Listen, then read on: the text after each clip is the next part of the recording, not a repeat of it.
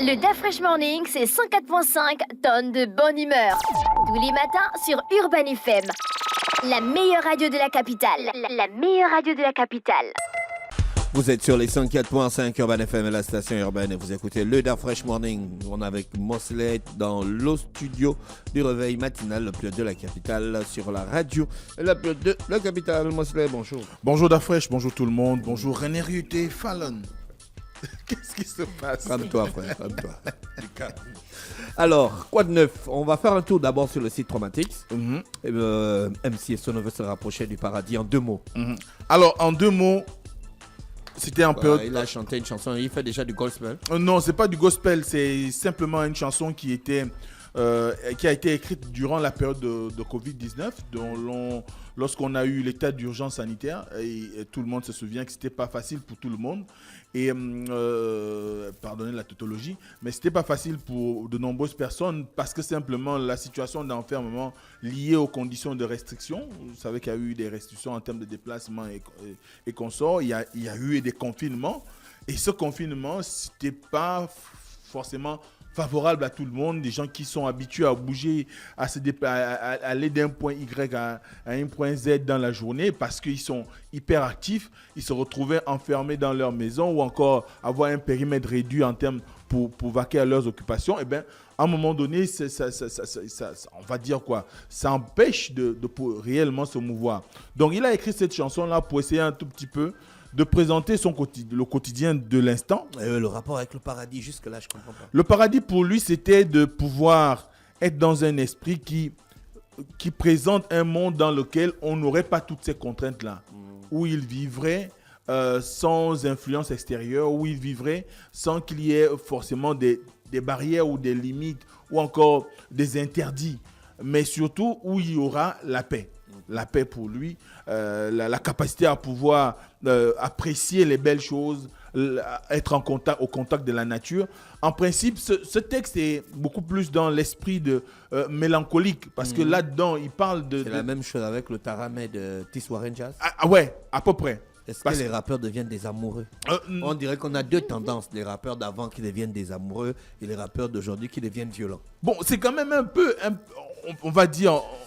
Il faut comprendre que la philosophie n'est pas forcément la même parce qu'on est là sur des jeunes d'une certaine génération qui viennent peut-être d'une époque, parce que MC Sono, il va bientôt avoir une quinzaine, une vingtaine d'années sur la scène. Un peu la même chose pour Warren Jazz. Peut-être qu'ils sont dans un esprit où quand ils regardent un tout petit peu, ils consultent un tout petit peu l'environnement qui est le leur aujourd'hui, ils veulent offrir quelque chose de différent, ils veulent proposer des textes qui ne soient pas forcément laborieux à l'écoute, parce que les gens sont beaucoup plus aujourd'hui à tendance dans le festif, mais la réalité pour eux, c'est de pouvoir rester dans le message. Qu'est-ce qu'on veut transmettre à l'autre? Parce que la musique, c'est d'abord des émotions. Or, aujourd'hui, la production musicale n'est plus forcément dans l'émotion. Certes, les gens diront le fait de danser, c'est une Non.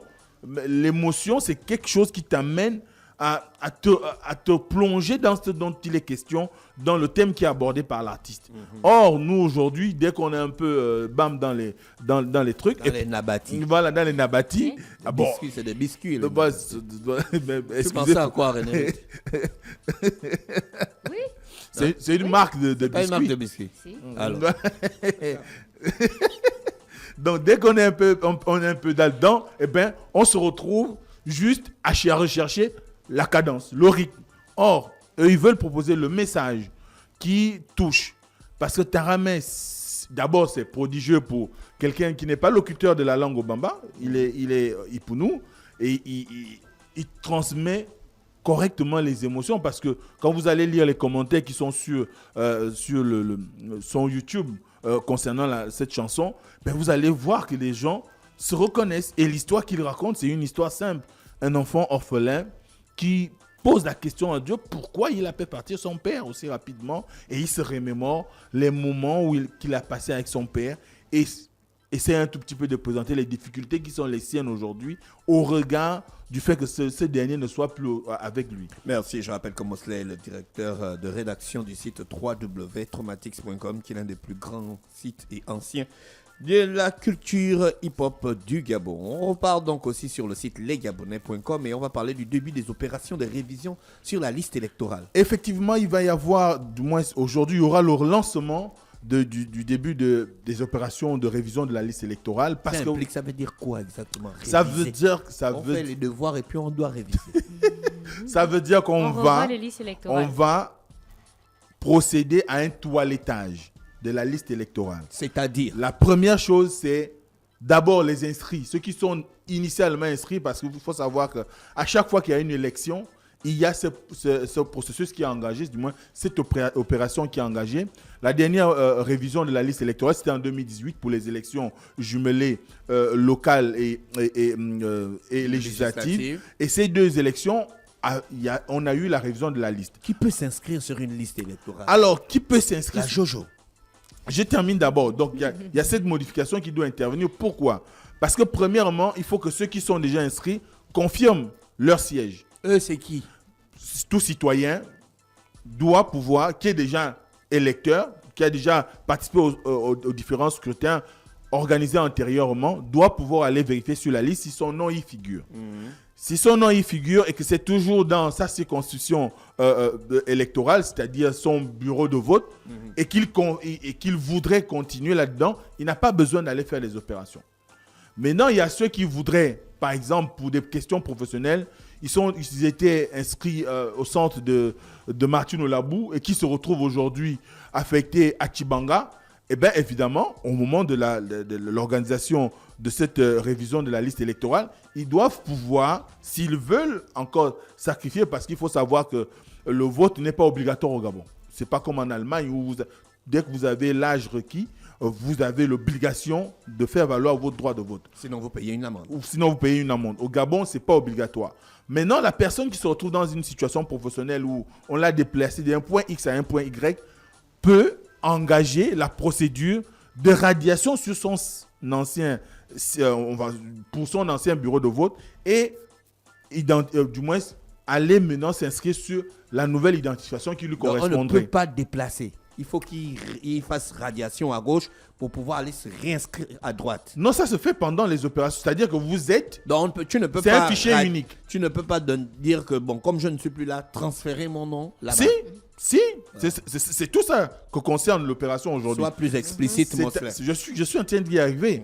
Donc, le truc, la situation, c'est que quand vous êtes électeur, vous avez déjà été sur la liste électorale, vous avez remarqué que votre nom y est toujours, que vous êtes dans les conditions que je venais de présenter antérieurement, c'est-à-dire vous avez été déplacé pour des raisons professionnelles d'un point à un autre.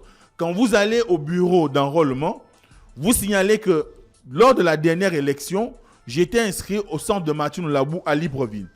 Maintenant que je suis affecté à Tchibanga, je ne sais pas, au centre de l'école publique de Tchibanga, eh bien, j'aimerais maintenant qu'on m'inscrive au centre de l'école publique de Tchibanga.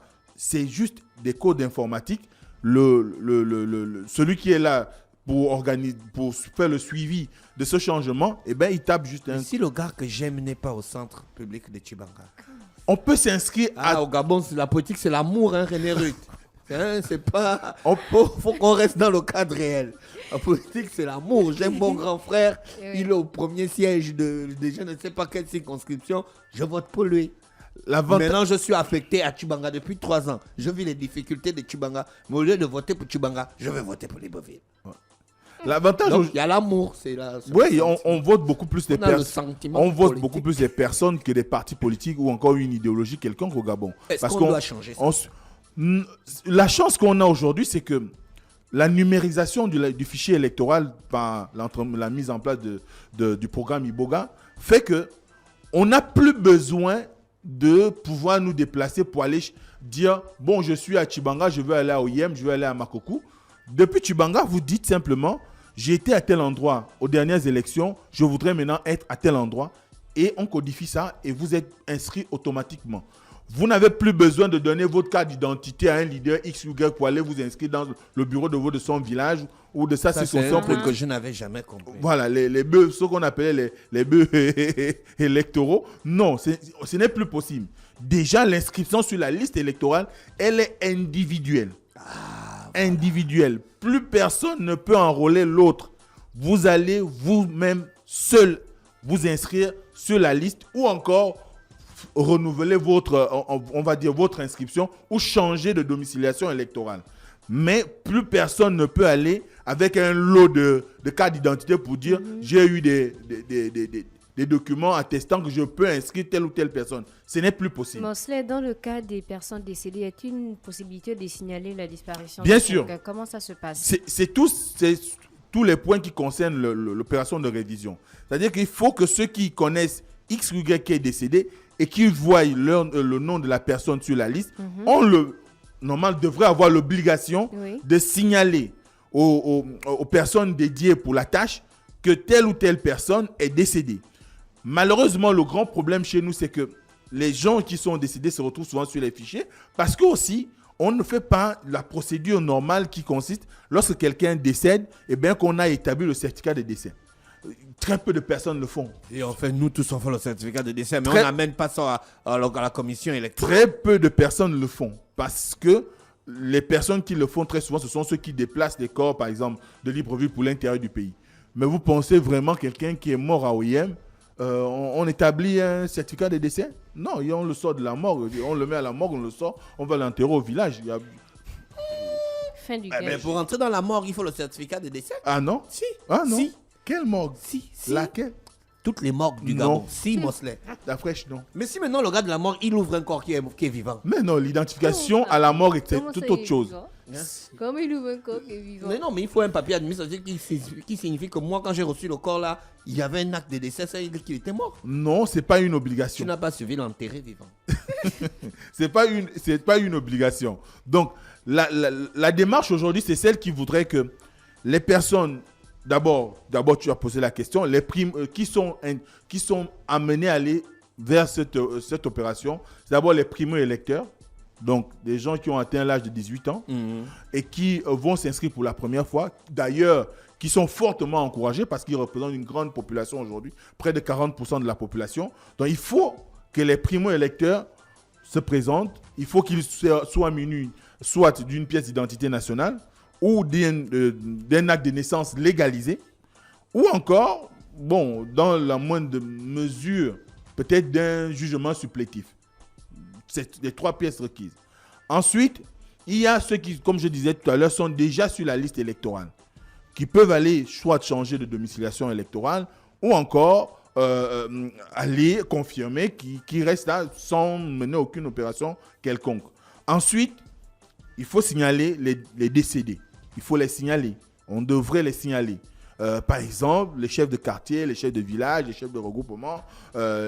S'il y a un fichier d'état civil qui est tenu correctement par les officiers d'état civil en ce qui concerne les certificats de décès, ils doivent pouvoir mettre ce fichier-là à disposition des agents du ministère de l'Intérieur qui vont procéder au toilettage de la liste électorale. Et cela va simplifier les choses. Ensuite, il y a que cette liste électorale, lorsqu'on a fini les opérations d'enrôlement, que ce soit primo-électeur ou ancien électeur, au moment de l'affichage, parce qu'il y a un autre affichage, au moment de l'affichage, il faut être capable de pouvoir aller vérifier si on a réellement suivi votre nouvelle domiciliation ou bien si on a exécuté ce que vous avez sollicité auprès de l'administration. Quand tu parles de nouvelle domiciliation, je pense qu'on devait d'abord parler du découpage électoral, non? Avant la révision de la liste, je pense que ça avait été mentionné. Non, Est-ce que ça ne pose pas problème? Non, ça ne pose plus de problème. Depuis, je crois, 2020 ou 2021, il y a eu un redécoupage administratif. D'ailleurs, on a fait saliver avec l'inscription de Akanda comme étant le nouveau chef-lieu de la province de l'Est. Ouais, il y avait déjà ça. Voilà. Donc, le découpage actuel, on le connaît. Il ne souffre plus enfin, il n'y a plus de contestation possible. Maintenant, c'est vrai qu'après, il y a toujours dans une œuvre comme celle-là, des besoins de pouvoir un peu plus rapprocher l'élu des populations, parce que vous avez des circonscriptions qui sont assez étendues, qui méritent aujourd'hui qu'il y ait un autre découpage pour pouvoir favoriser à ce que chaque zone puisse avoir un élu proche, quoi. Oui. Donc, à ce moment-là, ça, c'est un autre problème. Mais ce qui est sûr aujourd'hui, on a à peu près plus de 2000 bureaux de vote, que ça soit sur le plan national qu'à l'étranger.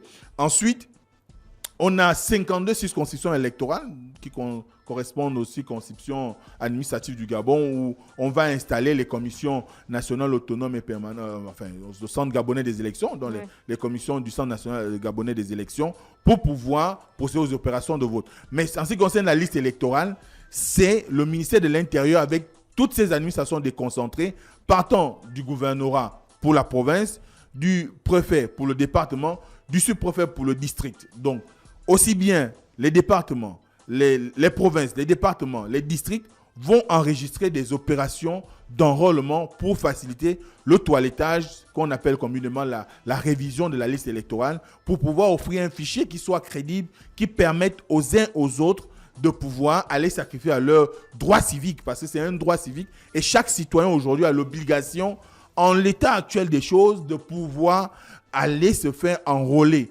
pour voter, parce que la voix de chaque citoyen compte. Et c'est le moment, d'ailleurs c'est ce que tous les politiques disent en ce moment, c'est qu'il n'est plus question que d'aucuns se dérogent à la règle et il faudrait que tout le monde aille s'inscrire sur la liste électorale pour permettre à ce qu'on puisse avoir un corps électoral qui corresponde réellement, on va dire, aux normes en ce qui concerne la population en âge de voter dans notre pays. Parce qu'il y a quand même un déficit. Vous avez des endroits où potentiellement on pourrait avoir 5000 électeurs. Ben on se retrouve avec 150 électeurs et ce sont les 150 qui votent un député, un sénateur ou le président de la République. Encore l'élection du président de la République, c'est un suffrage unique, donc c'est un siège unique. Or, les députés, sénateurs et consorts, il y a quand même des normes au Gabon. Mais si vous n'allez pas vous inscrire sur la liste électorale, le risque, c'est que vous allez avoir quelqu'un qui est élu par 2 personnes, parce que ce sont elles qui sont inscrites sur la liste électorale. On ne va pas inventer l'eau chaude. Comment? On ne va pas inventer l'eau chaude ou réinventer l'eau chaude, alors que ça existe déjà. Donc, il faut que vous soyez dans la majorité et que vous voulez confirmer votre adhésion à la majorité qui est au pouvoir, maintenir votre camp politique au pouvoir, vous devez aller vous inscrire sur la liste électorale. La question n'est plus... Et si pour les élections passées, j'ai voté avec une erreur sur mon nom, par exemple, est-ce que ça va être possible aussi cette année? Oui, on peut rectifier tout cela. Il y a toute une procédure qu'on aura à présenter ici pour pouvoir... Donc la procédure démarre aujourd'hui. Qu'est-ce que nous, les populations, doivent faire? Alors, ce qui va se passer, c'est qu'aujourd'hui, il y a le lancement officiel. Le ministre de l'Intérieur va faire une communication dans laquelle il va indiquer que la liste électorale va commencer. Dès aujourd'hui, demain et dimanche, il y aura le cheminement du matériel électoral dans toutes les administrations déconcentrées du ministère de l'Intérieur. Donc, comme je disais, les gouvernorats, les préfectures et les sous-préfectures. Ensuite, dès lundi, 8h, il y aura le démarrage effectif de la révision de la liste, c'est-à-dire que les populations doivent se rendre soit à leur ancien bureau de vote ou dans les sites qui seront indiqués pour pouvoir plus ou moins procéder à cette révision-là. Le plus tôt serait le mieux parce que ça va permettre à ce qu'on aille rapidement. Vous savez que nous sommes à quelques mois seulement de l'organisation des élections générales et cela permettrait à ce que plus vite les gens iront s'enrôler, plus vite on va arriver à suivre toutes les étapes et arriver à respecter les délais constitutionnels. Je crois que la révision doit durer à peu près 1 mois maximum, si je ne me trompe pas. Donc, à ce moment-là, de maintenant au début du mois de juin, donc on va dire le 5 juin au plus tard, les opérations de révision de la liste seront achevées. Il y aura la publication des nouvelles listes et il y aura aussi la période qui est dédiée à, on va dire, aux réclamations, parce que si vous vous êtes fait inscrire, au lieu de vous inscrire à Tchibanga, on vous envoie à Mayumba. Vous êtes en droit d'aller au niveau de l'administration locale ou du juge administratif local pour dire sur la liste électorale, j'ai demandé à ce qu'on me mette à Tchibanga, on m'a envoyé à Mayumba. Il faudrait qu'on corrige tout cela et il y aura, après ces réclamations, il y aura une nouvelle publication de listes qui sont normalement des listes définitives et qui doivent permettre de pouvoir organiser sereinement les élections. Merci Mosley qui est avec nous ce matin sur les 104.5 104.5 Urban FM et la station urbaine. René Ruth, un programme pour le week-end. Oui, donc aujourd'hui, il y a l'anniversaire du Topaz et donc la soirée Back to the Old School à partir de 21h avec DJ Chacha, DJ Ali Tupac et DJ Ahmed, et aussi du côté du DTP Light, la soirée White Party avec J Respect Me et Mickey Air. Merci à tous les auditeurs avec nous ce matin sur les 104.5. Vous allez retrouver René Ruth lorsqu'il sera exactement 16h. Et nous, on se retrouve lundi matin à partir de 7h pour le réveil matinal le plus haut de la capitale sur la radio, la plus haute de la capitale. Voici l'horoscope des auditeurs. Le DAF Fresh Morning, c'est 104.5 tonnes de bonne humeur. Tous les matins sur Urban FM. La meilleure radio de la capitale. La meilleure radio de la capitale.